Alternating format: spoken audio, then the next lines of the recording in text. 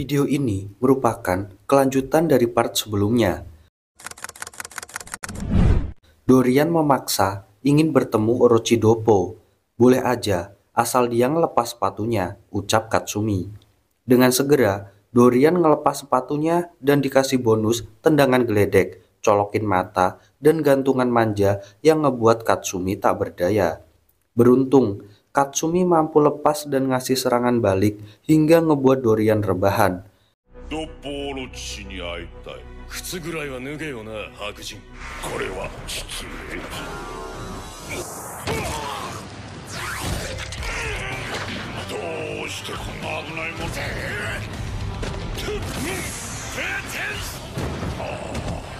Tapi tiba-tiba potongan kayu dilemparkan dan tepat mengenai leher Katsumi. Dorian yang pengen pergi langsung dong dicegat Retsu. Tapi dia malah terharu dan ngeluarin bulu buat nyerang Retsu. Beruntung Retsu mampu ngehindar dan nyerang balik.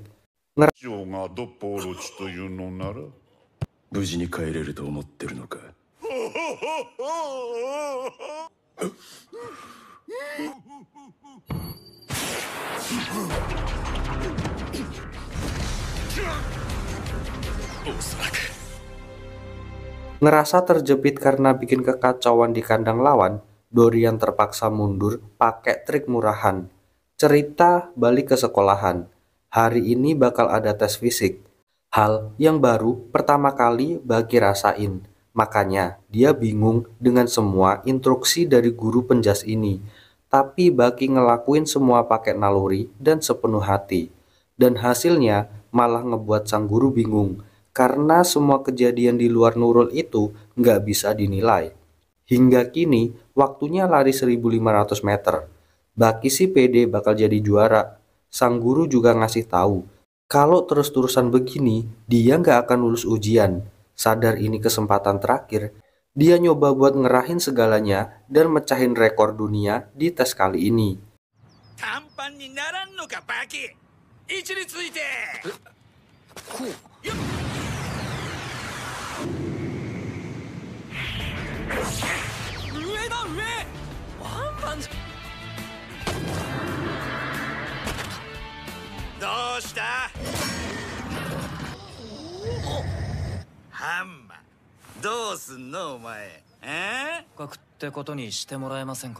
Ketika dimulai, semua berjalan lancar dan Baki mampu mecahin rekor di 400 dan 800 meter.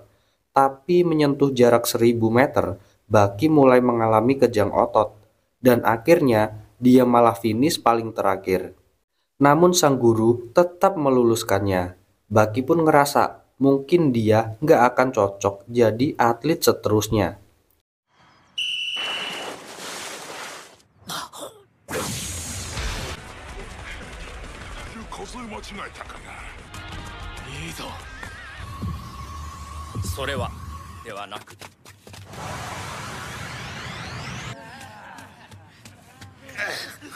Pindah ke lain tempat, nampak seseorang yang tengah makan dengan lahapnya. Sambil ditemani Abah Tokugawa dan Om Igari yang pernah mengalahkan Baki di turnamen sebelumnya, dia adalah Tateoka, seorang petarung arena bawah tanah sombong dan angkuh, yang siap bertarung kapanpun saat Abah menyuruhnya, dan dia cuma butuh ring dan lawan. Karena dia tahu bayaran yang akan diterimanya adalah sebuah kepopuleran. Namun tiba-tiba Sikorsky menghampiri dan memberinya ucapan selamat datang, yang langsung ngebuatnya tersungkur tak berdaya saat itu juga. Karena menurutnya petarung harus siap dalam berbagai kondisi, nggak cuma nunggu aba-aba dulu.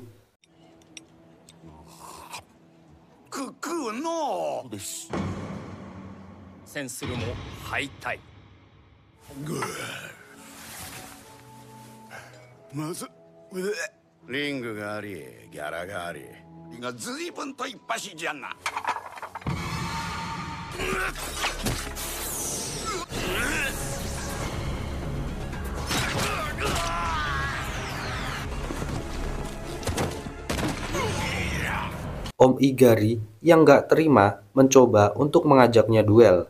Namun apa daya, refleks Sikorsky lebih unggul darinya. dan ngebuatnya bernasib sama dengan anak buahnya. Dan Sikorsky pun diajak Abah Tokugawa ke tempatnya.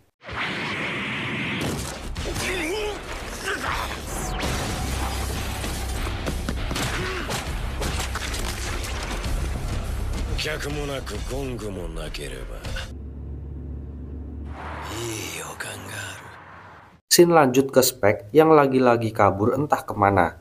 Singkat cerita, Abah dan Sikorsky telah tiba di dalam arena, dan 4 lainnya yang menyusul karena naluri darah mereka sendiri.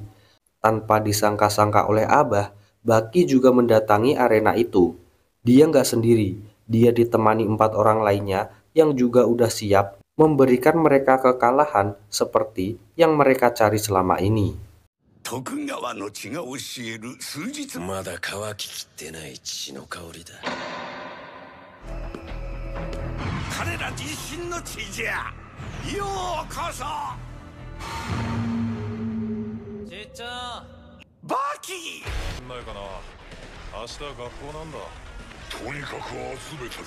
Empat orang yang menemani Baki antara lain dewa perang yang melatih karate Shinshinkai Orochi Doppo, Hanayama Kaoru, sang pemimpin Yakuza sejak umur 19 tahun, serta Retsu dan kakek Shibukawa.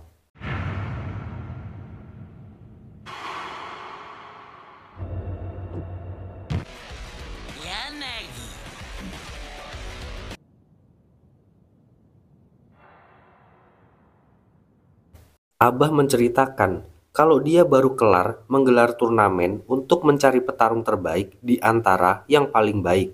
Dari turnamen yang menurutnya bersejarah itu, bocah 17 tahun bernama Baki inilah pemenangnya. Teringat apa yang dikatakan Sikorsky, Abah nggak akan menjadikan pertandingan ini memiliki aturan. Artinya, mereka harus siap kapan, di mana, dan dengan siapa aja ngelakuin gelut. Dan itu dimulai hari ini juga.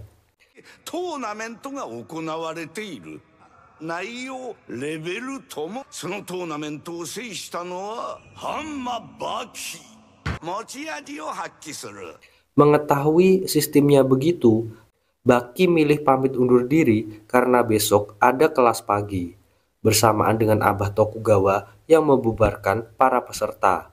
Shin balik ke Pak Ketua Solipi yang kaget karena Spek benar-benar kembali ke kamarnya. Di tempat lain, Dorian dan Doppo nampak pulang beriringan. Mereka sama-sama nggak tahan buat mulai pertarungan. Retsu yang masih dendam mencegatnya di tengah jalan. Tapi tiba-tiba Doppo memberinya hadiah perkenalan. Seperti biasa, Dorian mempertahankan diri dengan trik sembur-sembur api. Tapi Doppo yang menguasai Mawashi Uke nggak gentar dengan serangan kicik macam tuh.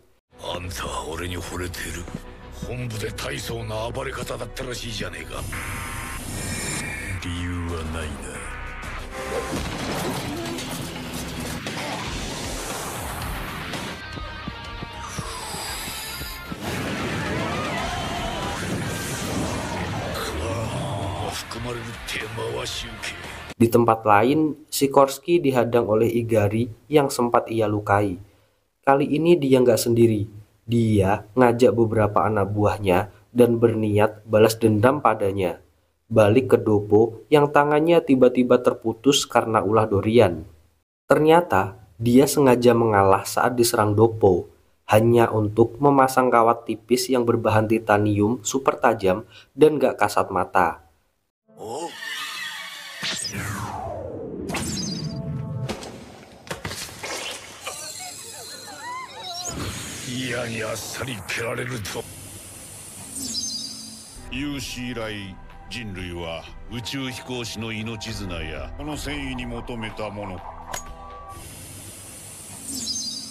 Teringat masa lalunya saat dia masih latihan hingga membuat jari-jarinya patah, Doppo malah kian semangat saat kini jari-jarinya nggak lagi ada. Dia memukul Dorian dengan seluruh tenaganya dan menghilang dari kerumunan.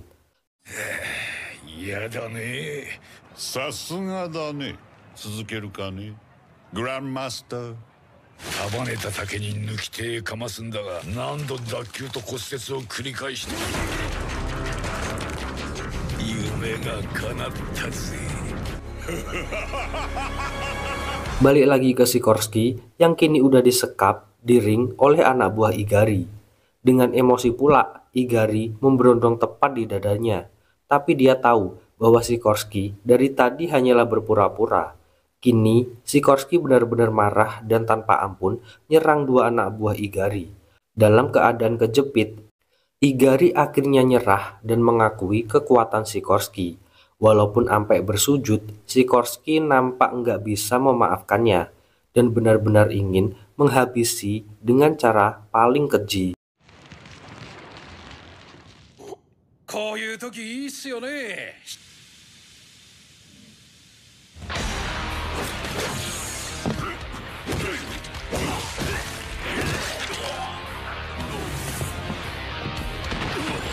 負けだ、俺の。この通りだ。俺を見逃し。自分のことばっかり。はいでやるよ。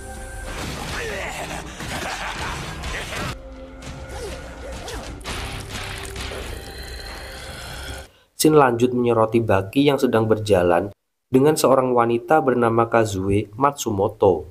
Dia adalah pemilik rumah yang Baki tempati sekaligus teman dekatnya. Mengingat ini adalah kencan pertama, wajar jika keduanya terlihat canggung dan bingung.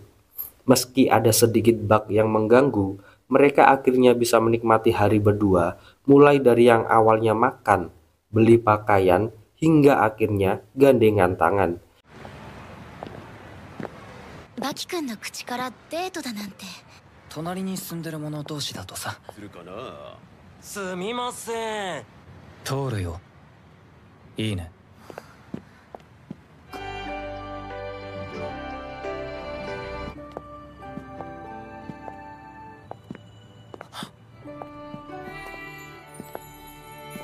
Itu dia Ces, rekapan kali ini. Makasih buat yang udah nyempetin nonton dari awal sampai akhir. Kita ketemu lagi di video selanjutnya. Adios, pamitos.